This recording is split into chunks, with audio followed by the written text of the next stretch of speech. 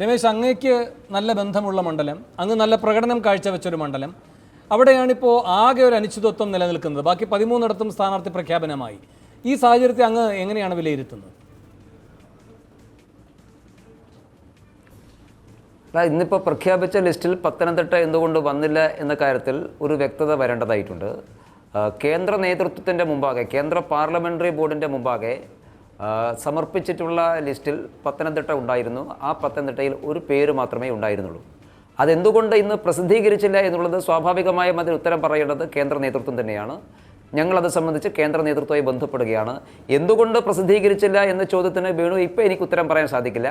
പക്ഷേ ഒരു കാര്യത്തിൽ എനിക്ക് ഒരു തർക്കമില്ലാതെ, സംശയത്തിനിടയില്ലാതെ ഈ മാതൃഭൂമി ചാനലിലൂടെ പ്രേക്ഷകരെ അറിയിക്കാൻ സാധിക്കും.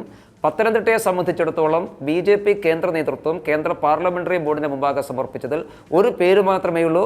ആ പേര് തന്നെ വരുമെന്നാണ് എൻ്റെ വിശ്വാസം.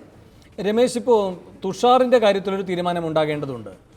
അദ്ദേഹം അവരുടെ പാർട്ടി യോഗം ചേർന്ന് തീരുമാനമെടുക്കാനിരിക്കുന്നുവെന്ന് കഴിഞ്ഞ ദിവസം പറഞ്ഞു. ഇന്നിപ്പോൾ ഈ സ്ഥാനാർത്ഥി പ്രഖ്യാപനം നടന്ന അതേ വേദിയിലിരുന്നാണ് തുഷാർ അങ്ങനെ പറഞ്ഞത്. അദ്ദേഹം മത്സരിക്കുന്ന അടക്കമുള്ള കാര്യങ്ങളിൽ തീർപ്പാകേണ്ടതുണ്ട്. അത് വെള്ളിയാഴ്ച നിശ്ചയിക്കപ്പെടുമെന്നാണ് പറയുന്നത്, എന്ന് വെച്ചാൽ നാളെ. അപ്പോൾ തൃശ്ശൂരിൽ തുഷാറിൻ്റെ കാര്യത്തിൽ ഒരു തീരുമാനമാകട്ടെ എന്നത് പത്തനംതിട്ട ഒഴിച്ചിടുന്നതിൻ്റെ ഒരു സാഹചര്യപരമായ കാരണമാകുന്നുണ്ടോ?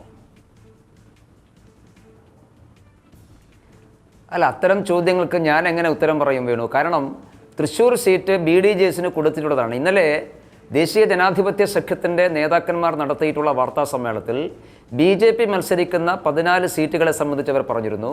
ഒരു seat Kerala Congress PC Thomas വിഭാഗത്തിന് കൊടുത്തു. ബാക്കിയുള്ള സീറ്റുകൾ BDJസിനാണ് കൊടുത്തിട്ടുള്ളത്. അതിൽ തൃശ്ശൂർ ഉൾപ്പെട്ടിട്ടുണ്ട്. അപ്പോൾ സ്വാഭാവികമായും ഇനി തൃശ്ശൂരിൽ ആര് മത്സരിക്കണമെന്ന് തീരുമാനിക്കേണ്ടത് BDJs ആണ്. തുഷാർ വെള്ളാപ്പള്ളി മത്സരിക്കുമോ അല്ലെങ്കിൽ മറ്റാരെങ്കിലും മത്സരിക്കുമോ എന്ന് BDJs ആണ് തീരുമാനിക്കുന്നത്.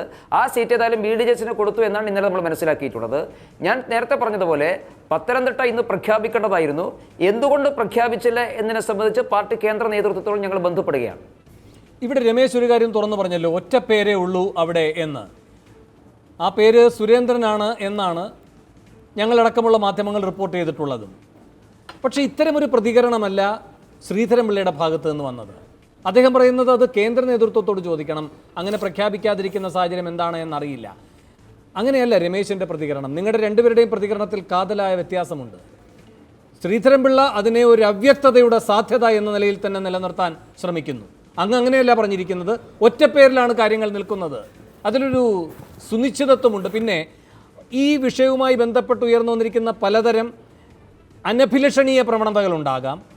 അത് പരിഹരിക്കുക എന്നതും ഒരു പാർട്ടി ദൗത്യമാണ്. അതിൻ്റെ ഭാഗമായി പത്തനംതിട്ട പ്രഖ്യാപനം നീളുന്നു എന്ന് വിലയിരുത്താമോ? മാത്രമല്ല, വിനയ, ഞങ്ങളുടെ പ്രതിനിധി പറഞ്ഞതും രമേശിൻ്റെ ശ്രദ്ധയിൽ വന്നിട്ടുണ്ടാകുമെന്ന് ഞാൻ കരുതുകയാണ്. അതായത് ശ്രീധരൻപിള്ളയും സുരേന്ദ്രനുമല്ലാതെ ചില അനഭിലഷണീയ പ്രവണതകൾ ദേശീയ അധ്യക്ഷൻ്റെ ഫേസ്ബുക്ക് പേജിൽ ഉൾപ്പെടെ വന്നതുകൊണ്ടാണ് കേട്ടോ. ഈ രണ്ടു പേരുമല്ലാതെ ഒരു സമവായ സ്ഥാനാർത്ഥിയായി മൂന്നാമതൊരാൾ കൂടി വന്നേക്കാനുള്ള സാധ്യതയും BJP വൃത്തങ്ങൾ തള്ളുന്നില്ല എന്നാണ് പറയുന്നത്. രമേശ്, എന്തെങ്കിലും അടിസ്ഥാനമുണ്ടോ? എനിക്കത്തരം സാധ്യതകളെക്കുറിച്ചൊന്നും അറിയില്ല വേണു. കാരണം കേന്ദ്ര നേതൃത്വം ഈ കാര്യങ്ങളൊക്കെ പരിശോധിക്കപ്പെടുന്നതാണ്. BJPയുടെ കേന്ദ്ര നേതൃത്വം ഓരോ കാര്യങ്ങളും പരിശോധിച്ചുകൊണ്ട് തീരുമാനമെടുക്കുന്നതാണ്. അപ്പോൾ അവരെന്ത് തീരുമാനിക്കുന്നു എന്നുള്ളതിനെ സംബന്ധിച്ചിപ്പോൾ എനിക്ക് ഇവിടുന്ന് പ്രെഡിക്റ്റ് ചെയ്യാൻ സാധിക്കില്ല. എന്തുകൊണ്ടാണ് പ്രഖ്യാപിക്കാത്തതിനെ സംബന്ധിച്ചും ഉത്തരവില്ല. ഞാൻ പറഞ്ഞത്, കേരളത്തിലെ ചർച്ചകൾ പൂർത്തിയാക്കിയതിന് ശേഷം ഞങ്ങൾ ഓരോ പാർലമെൻറ്റ് മണ്ഡലത്തിലും 3 ആൾക്കാരുടെ പാനൽ കേന്ദ്ര നേതൃത്വത്തിന് സമർപ്പിച്ചു. ഡൽഹിയിൽ വെച്ച് പാർട്ടി അഖിലേന്ത്യാ അധ്യക്ഷൻ്റെ സാന്നിധ്യത്തിൽ നടന്ന യോഗത്തിൽ ആ പേരുകൾ ഒരു പേരിലേക്ക് വരികയും അത് കേന്ദ്ര പാർലമെൻ്ററി ബോർഡിനെ സമർപ്പിക്കുകയും ചെയ്തു. മിനിയാന്ന് കേന്ദ്ര പാർലമെൻ്ററി ബോർഡ് യോഗത്തിൽ ഒരു പേരിലേക്ക് എത്തിയിട്ടുണ്ട് എന്നാണ് ഞാൻ മനസ്സിലാക്കുന്നത്. അപ്പോൾ കേരളത്തിലെ 20 പാർലമെൻറ്റ് മണ്ഡലങ്ങളെ സംബന്ധിച്ചിടത്തോളം ഒരു പേരിലേക്ക് എത്തിയിട്ടുണ്ട്. ആ പേര് എന്തുകൊണ്ട് പ്രഖ്യാപിച്ചില്ല എന്നതും അതിന് മറ്റെന്തെങ്കിലും തടസ്സമുണ്ടോ എന്ന് വ്യക്തമാക്കേണ്ടത് കേന്ദ്ര നേതൃത്വമാണ്. ഞങ്ങളെ സംബന്ധിച്ചിടത്തോളം ഞങ്ങളുടെ ജോലി, കേരളത്തിലെ പാർട്ടി ഘടകത്തിൻ്റെ ജോലി വളരെ ഭംഗിയായി ഞങ്ങൾ നിർവഹിച്ചിട്ടുണ്ട്. എല്ലാ മണ്ഡലത്തിലേക്കും ഒരു പേരിലേക്ക് എത്തിക്കാനും അത് കേന്ദ്ര പാർലമെൻറ്റ് ബോർഡിന് സമർപ്പിക്കാനും സാധിച്ചിട്ടുണ്ട്. ഇനി തീരുമാനമെടുക്കേണ്ടത് കേന്ദ്ര നേതൃത്വമാണ്. അവർ പത്തനംതിട്ട എന്തുകൊണ്ട് ഒഴിച്ചിട്ടു എന്ന് തീർച്ചയായിട്ടും വിശദീകരണം കൊടുക്കേണ്ടി വരുമല്ലോ. കേരള ഘടകത്തോടും പറയേണ്ടി വരും. അതുണ്ടാകുമെന്ന് തന്നെയാണ് എൻ്റെ പ്രതീക്ഷ. മറ്റു കാര്യങ്ങളൊക്കെ ഊഹാപോഹങ്ങളാണ്. അതിനെക്കുറിച്ച് എനിക്ക് ഇപ്പോൾ ഈ സമയത്ത് അതിനെക്കുറിച്ച് പ്രതികരിക്കാൻ എനിക്ക് സാധിക്കില്ല.